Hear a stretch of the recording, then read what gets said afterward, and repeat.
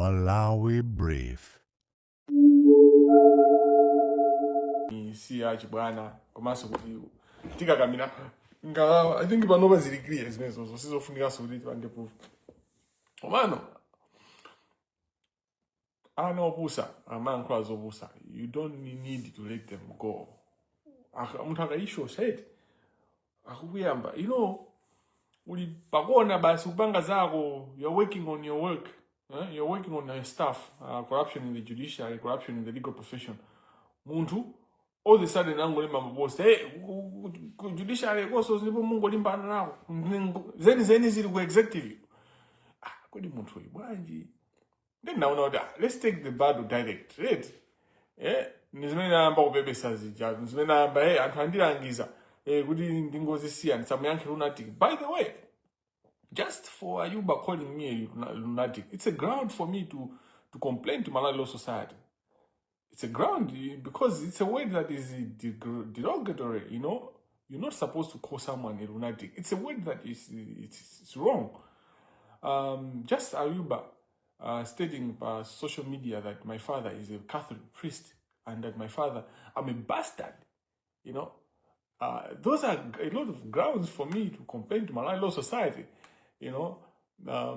but only if I'm of confidence in the Malawi Law Society, because the way the Malawi Law Society has been operating is being part of the system. Zomwe zimachitika kupaya miti kuchanthu kumanda bokuti SCB ndeni cha maona kuti zinthu zapanga zaika susi pambamba right maona ma systems anu menality how weak the systems are, how these systems are working to promote the same things that they are meant to prevent. SCB they set up a many where you don't have the right professionals to do the job. Then they promote the corruption. They advance the corruption. Lawyer many Isaac Uja, the investigator. Mina mayankhula muja. Anga ime mukoti ndi wapona kita. In the end, muzona ngati wapona kita ndido. No, you have a system that is aimed to enable the corruption, to protect the corrupt people. Mina mayankhula Isaac muja, you can see it clearly kunena kuti sanga ime ndi lawyer unena kuti are serious about what they're doing. So akatuluka kumene kuja basi mmaona dolo. Mina Isaac uja alili ngakhale atakhala kuti wapeza dumbo nolondola, then he's being cross-examined by Bright Tail. Can he survive? He can't. And then when he comes out, Bright and all that, most lawyers have not been tested in Malawi. Malawyer ambira ku Malawi, sana kumane ndi litigation, kuti kukhala baja litigate. Nima seka because I've been exposed. I was exposed when I was within 2 years of my law practice, never got exposed to Cornell University. So life young, right? In 2018, I went to New York, Syracuse, under the project Makwanyani Institute. You can check this on social media, on Google. You can check, I'm a fellow, Makwanyani fellow. In a simu twaji bwana. So criminal law is it? They can stand with me criminal law. And I'm telling you this because the corrupt legal profession will make you think Kamangira makaniga kubanga to argue in court, Kamangira makaniga to practice law, anaitawa law for this is mamuyendera. Kamina sata, in fact sata. Zidakauti sizi mandendera, sizingakhe zo dabwisa for the system will corrupt and I don't want to be corrupt. Kusandendera, it's a proof actually the system is corrupt because I'm sharp, I'm brilliant. In the Wanzeru. It's also in this, and I can prove it. In fact, I've already proven it. The way this page, the way a Facebook page has transformed, no one has done this in Africa, by the way. If you document, no one has done it in Africa. I'm not sure in the world. Of course, I can Kirk, don't know they have used social media in that, to that level. There are a lot of influencers in America that are making impactful. even Piers Morgan, Piers, am I saying Nabanga Mix and Hawil? Tingo Piers, the journalist, the British journalist, he has used social media to have an impact and bring debates and conversations in a way. But no one has done the way I've done, like to have a Facebook page that exposes corruption. Yeah, maganga in mafuna ukamba zajana. I was trained by Sandra Babcock. Search on your mulembe Sandra Babcock. Sandra Babcock. They must be in Sandra Babcock. I've been trained by Maya as Maya. Just Maya. Just like Maya, Reprieve, co-director wa Reprieve UK. You know, I've been trained by the best. I've been trained by, when you look at Kamangira and Guzane, I've been trained, the people that were mentoring me, I was being mentored by global lawyers in global, because these people saw something in me that are even nursing now, right? And then Alex was afuna kuchuka, by 2020, you know, I was globally known in the world. The world knew in Malawi we have Alexius Kamangira.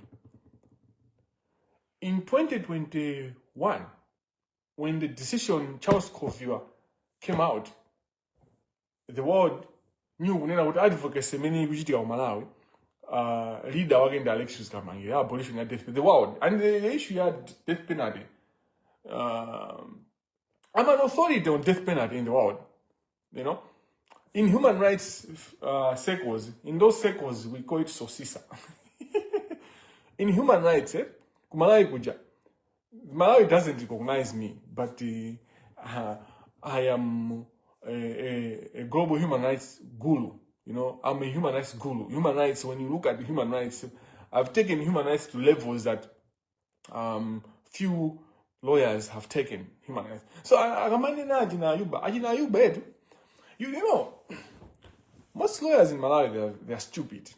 And they're stupid because the system does not expose them. They are boxed. They think being a lawyer is to go to court every day. To do what? Eh? To argue person injury. You have mwendo mena vlala compensation every day. You should be doing that, and you think you're sharp. You know, like if you're arguing every day about you already have precedent. Most lawyers in Malawi are down because of the system. There is no innovativeness. Could be go innovativeness? Could be creativity? You know, and these things I've been saying for a long time. Law school, I was at the law school for 2.5 years. In those 2.5 years, I wanted to create a system that we're going to be graduating. They will be leaving the university wanting to make a difference.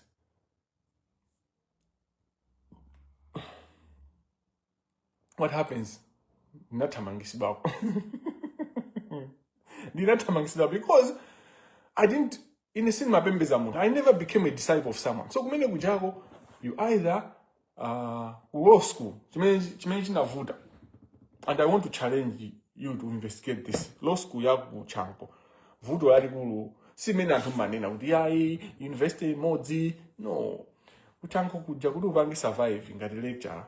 Either you have to be towards the government, uzipembeza andale, or ukari disciple.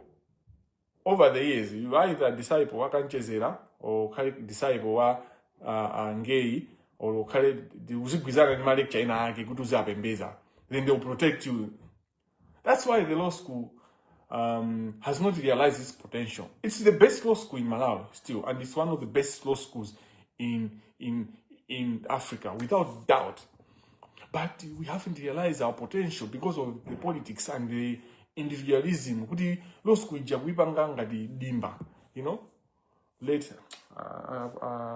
late Ngei Professor. I always talk great about late Ngei Professor Kanyongo, and I've got no beef with her. And even since I criticize, but the reality is, for you to excel in many kujago, and to a disciple of someone within the law school, or I didn't do that, and that's why people even were shocked. We didn't university, but it was because what I offer is different. But anyway, I can tell you about myself and the things I'm proud about myself for the whole day, because in my 10 years of law practice, so I'm clocking 10 years this month. I've done more than I can retire now. Right now, I can retire and show Kudi Dabangaza. I can retire, and it's enough. But I've got more work to be done. Tapanga 10 Facebook page into an anti corruption in the legal profession of 2 that has good. It's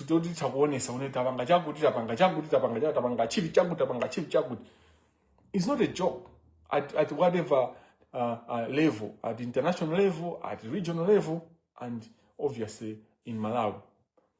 Zimena ubanga na baba ku parliament. You can't stop, you can't separate or distinguish sunga kambe zokuza inquiry menuchita ku parliament without talking about this page. Ndekuti suli ulibe choona mwaiwe. Ndekuti ulibe choona mwaiwe. I want to bring you to yesterday's engagement, the inquiry. Kuna fusida fuso, or somebody was making an allegation, or someone was making a claim. Kuna kuti NGOs have not shown interest to the Amarilis issue, blah blah blah blah. Do you know what Baba Steve said? He said, no, that's not true. Kajolweka is always following. Why do you think he mentioned Kajolweka? Why do you think he did not mention Alexius Kamangira? Why? Why do you think so? my guy, system we sikuti yavomera kuti izinthu zisinthe. Tikuyena kuchita kuipanga force kuti zisinthe. So lazima government more fire. Ninthawi yozuka more and put pressure ndikusegula maso achina mulondera aja ndalama. Koma ndalama zimene ajazo satembenuza chilungamo.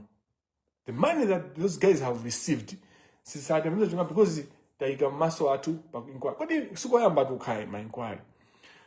Kodi mu 2024 Parliamentary Legal Affairs Committee sina itani majaji.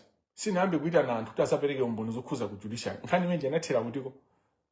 Because we're not paying, we do not have an experience to see kuti kodi izo koma mukaona ma Facebook post anga ndinanena unena kuti Parliamentary Legal Affairs Committee calling out kuti apange izizi is commendable, but that's not enough. I'll wait for when the results come out.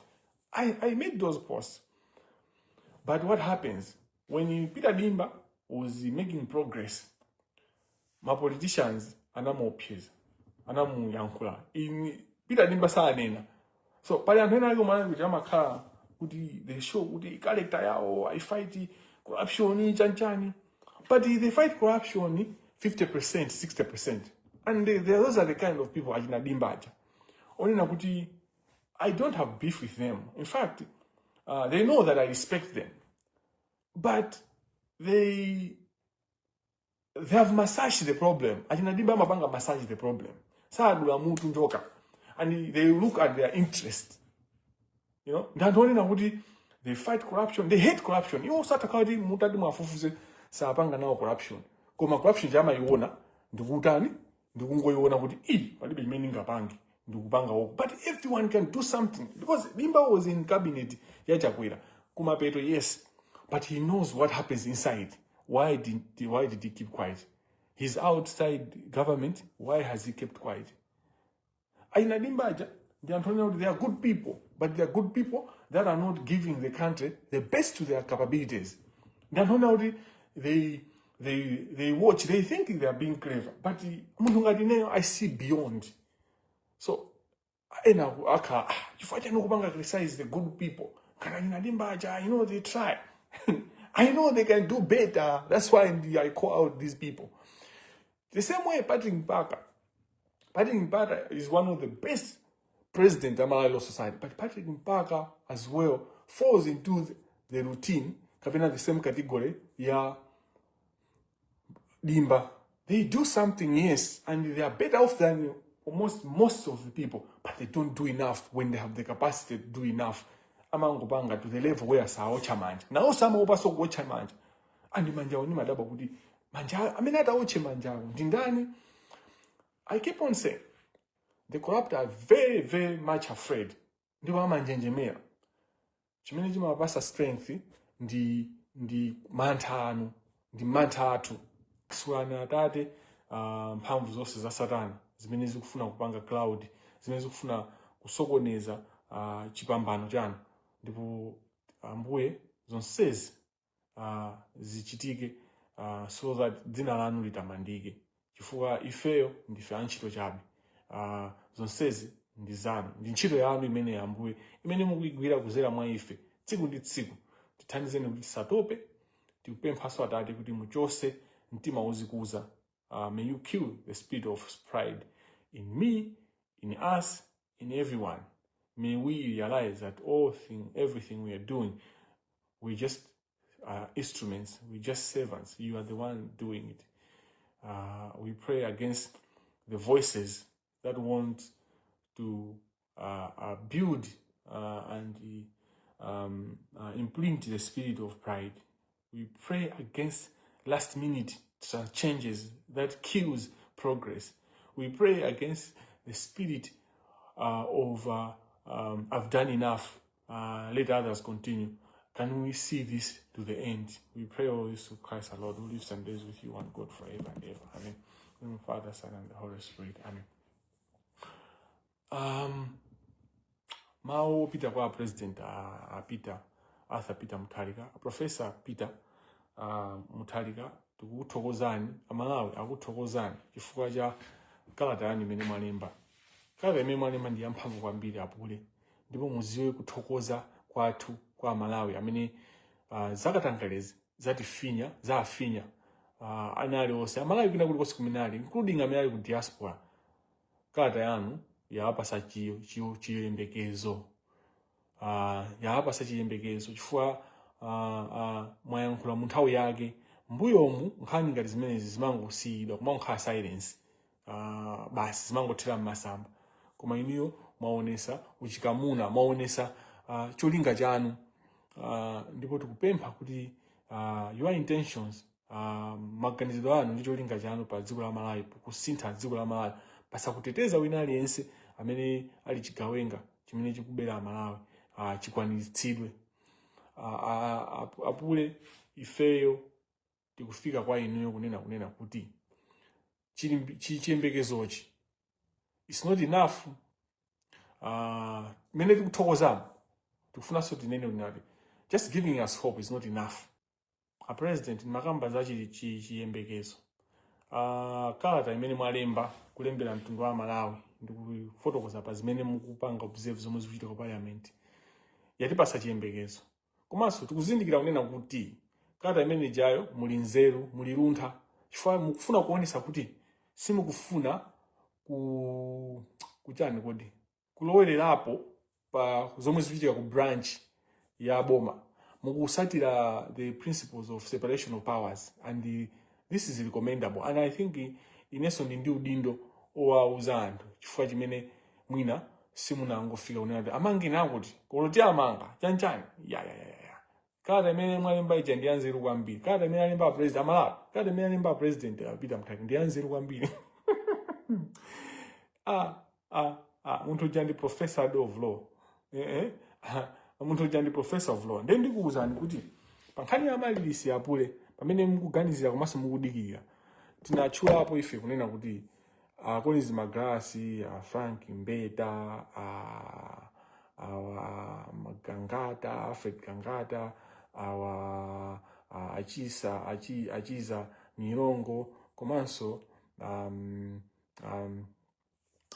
tachula anthu amene analipo 6. Amanamveka, Minister of Finance, they are the biggest beneficiaries.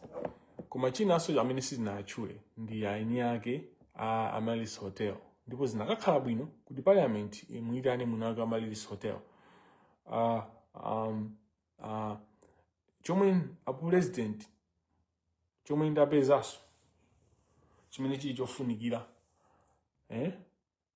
chomwe ndapeza chimene chili chofunikira ndichonena kuti pala mwenye folo amene ali involved kwambiri za zimene zizi ndi ndipanga live kaya liti ndifotokoza bwinobwino koma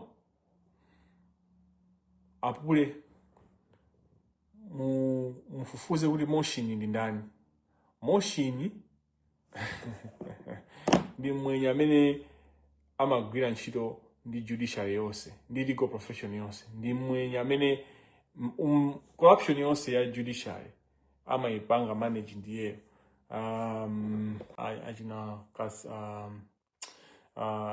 osewa achina Mbeda. They work with Motion Musa. Nkhani ya Amaryllis Hotel, Motion is very critical among the mwenyezi. Wina ndi Wasim Giga, wina ndi Mwansa Karimu. Amuzi wa Mwansa Karimu namunena za Motors. That's why anthu munayambisa beef ya ine ndi Namadingo. Kuti ineyo ndi kudana ndi wina aliyese ndi kulimba Namadingo. Namadingo being close to K Motors spoiled him. Anampaka manyi munthu uja. You know? That's why anapeza kuti yo just akufuna kutenga so PhD yokuba. You know, he was anapakidwa bibi patience Namadingo. So ine mapita pepa jabo kuti ndi muchape. Ndi chose bibi anampaka ija anthu kuti udana ndi ndani ndi patience Namadingo. Deep down patience Namadingo knows me and he knows my heart. And patience Namadingo pali malo yambi mbira amene anapita kukamuyankhula za ineyo atanipanga post because patience Namadingo posted me in 2024 and a lot of senior lawyers went ineyo ndi loose cannon. He's a loose cannon. So patience Namadingo ndi Wanzeru unaona kuti loose cannon amatanthauza kuti chani. Loose cannon zimatanthauza mwachisanzo kuti anthu ali mu kateo olo ali mugula anthu asatanic ndi akuzuwa zisisi zabweko ndi munthu uja akutuluka kuti ndikumaziulula zinthu zija kuti that's how loose cannon is. So patience Namadingo, I think he was caught between a rock and a hard place. That's not what he told me. That's what I think. You know? So anthu maona ngati kuti ndikumunena patience Namadingo za PhD yake kuti amazibanga dog and all those kind of things. Kuti is a personal beef. Kuti I want to take over the shine. No, he was a target. Yajina Monsoa Karimu. Because Ajina Monsoa Karimu, they use patience to clean the same character cleaning. You know, the character cleaning. You see kuti osewa okubawa. They use some what Dorothy Shonga is doing by being close to Zeze is character cleaning. And Zeze should walk away from Dorothy Shonga. Like I'm serious. And I'm saying this and Zeze. I love Zeze. Zeze is a very calm person and all that. But before, Asana Fike he can't come out of that relationship without that because he's being akubagidwa manyi Zeze uja. Zeze uja akubagidwa manyi. He's being and I'm speaking from love. And also about Zeze, I did think, udana na Zeze. What do you know? And Hamabanga, so character cleaning. Ampinga njira jakuma supporta mazabanga finance kubanga finance wanderers. That's character cleaning. Did you find that game? World Cup 2022 ina kumana ndizo vuda zambiri. Chifukwa china zoti anthu amanena kuti anthu akumene kujako Saudi Arabia Qatar amapanga zambiri sasatira maufu sasatira maamulo pokhuza za maufulu anthu. So amanena kuti mpira awagwisa ntchito to clean themselves, to clean, to cover up those, to kupereka chiyani chicharacter cholongosoka kwa iwo. The same way Cristiano Ronaldo going to Saudi League, it's them. That's the analysis, right? Because that's a different conversations altogether. Ndikufuna ndachedwa kasamale bwanji zausiku eti ndikufuna kuyeresa kuchapa character mene amachapira anthu ndalama mene amapangira clean money. The reason why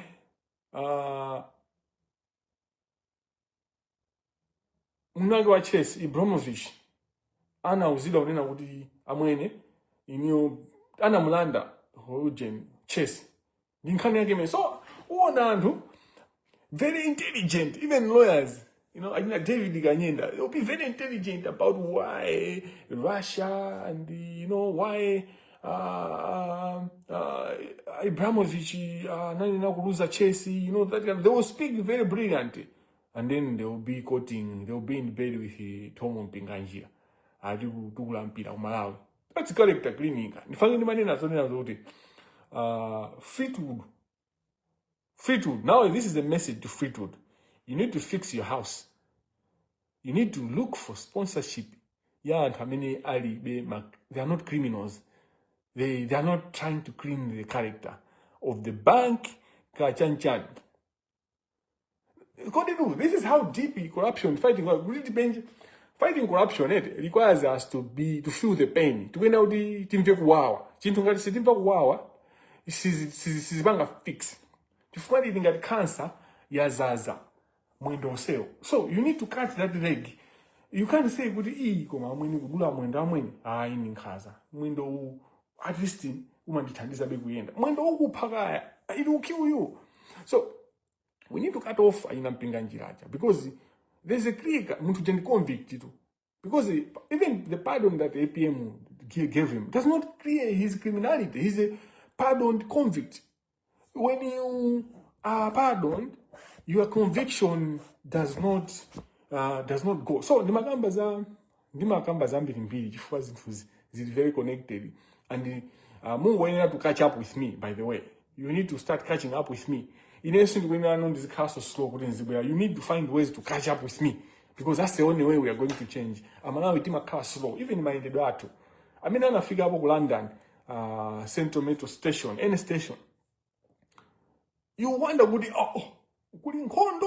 if you are a Malawian, because they say people push through the way, people walking fast. Calm down. You can break down, if you got the sujet or guajifuf. Yeah, no, I think that's not the right word. Ngati sujet kuzizimuka, uzizimuka. What am I driving at? When I'm the connection you say, cancer ya corruption, we did bangana deal. See, bangana deal, the one, pangono, could it you say, when I'm good, also I think go to Sakanoff, Kamenika banga, yeah, window to do it. If you my sales, I'm a banga sprayed. Tina, Johnny Nabunina Goody, to win at the tiny, the corruption, LCB, can be a role. So if I'm to make a proposal to Parliament in this budget, Cuba, kumene anthu corruption yokuza imene ubanga involve less than 1 billion, or let's think on 500,000, sanga zikuwa 500 million. Bribery yomwe ikukuza 500 billion. The ICN SB, they shouldn't follow those cases. SB should be following. So if I'm to advise the government, SB from today, yambe kufanga follow makesa amene akuyambira 500 million mapita uko. Just focus on those cases, and then you will come back after a year, and then we will evaluate. At amene abanga bribery ya 1 million. That's the end. The moment munga mange ma minister, the moment muda mange ajina chikopa, ajina ndandani ndukhala anthu aja mlandu yawo ndikuyenda paka na conviction, or since we are saying court of law decides kwapanga exonerate, muganiza kunena kuti wa police wapati wa traffic afuna kupanga corruption, because aganiza kuti ngati big awawa kumana ndizi. That's the Singapore way, Mr. President. The Singapore, when Peter said, I'm going to transform Malawi into Singapore, for me, I saw a prophecy. That was a prophecy. he was talking about how you deal with a situation. So you should read how I think we message. Amalawi mumakomedwa ndi zinthu zopanda ntchito. Mumapusa ndi zinthu zazili. So my countries amene anathana ndi corruption amalimbana ndi anthu amene akupanga corruption at the top. When you deal with corruption at the top, ku bottom kumakhala kuti amaona kuti ife ndi singapange survive. So anthu amanena corruption ili paliponse chifukwa chonazo kuti ukuku imachitika without impunity, blatant impunity. What I say in my paper, blatant impunity. Once you deal with corruption at that level, it triples. But that's a jam banga triple down. So when it comes to you start top bottom and not bottom top. So mungabange survive because and how bottom ajama ona zimene mukubanga zimene mukusiya nana. Ngati bakiri muzi tukwena tipange recover 1.2 billion yathu and imene ili beyond jan. And to the uyu is too much. No. The law of law is petty. It's petty like that. Man in Alex uses petty. Law of law is petty. The law is very petty. It doesn't care. Couldn't do ndani. Mr. President, anthu awawa ndakambaza amwenyawo. Motion Musa, Mwaidane Awasimgiga, Mumidane Musa Karimu, because he has been part of the and the Musa Karima was Zambiri, the MCP, before he was dealing the Forex. And Forex, many Maso and Zigum, Musa Karim was handling a lot of Forex, you know. So Tipangaligava billions, Kungo Gira Musa Karim. Musa Karim Mutango Manga. Mungu manga police, mungu manga ini umbono sendu kupasana. I'll be the witness for the state. Musa Karimu, murango manga, I'll get you a conviction for Musa Karimu because in the umboni banga. And the patience na madingo, akonzaso kutitandiza kupereka umboni. For patience yo, si ola kwa ai, kuma wala anadia zosirika. Yeah, patience na madingo. Ata kutitandiza kukhala mboni. Yola Zawawa Akarimwa. For they have been washing their money using patience is talent. For patience is talented. That's why patience has been crying out for help. Gadisimuguziwa. Ine ameni mabanga understand. Zintumezi maendela. Ananga nkula kwa chakwera china chake. Kena wanaza hapa interview yake. Kuti mu invested interview. And the patience has been avoided. So now my friends have tried since that time. They are trying to mpanga patience, which patience has avoided saying anything against me because he knows me, he knows my spirit.